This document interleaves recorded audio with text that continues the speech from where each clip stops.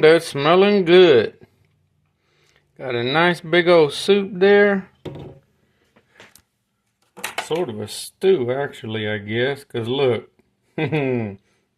Beef chuck roast. Cooked right off the bone. Oop.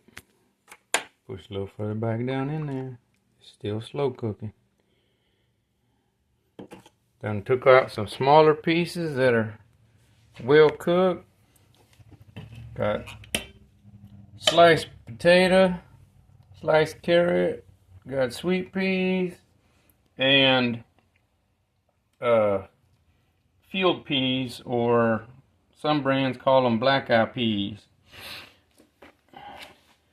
Ready to eat. And all the vegetables, I didn't have time to deal with fresh, so the cans just got opened up, liquid drained, heated up, and mixed in with the meat that's been cooking most of the day.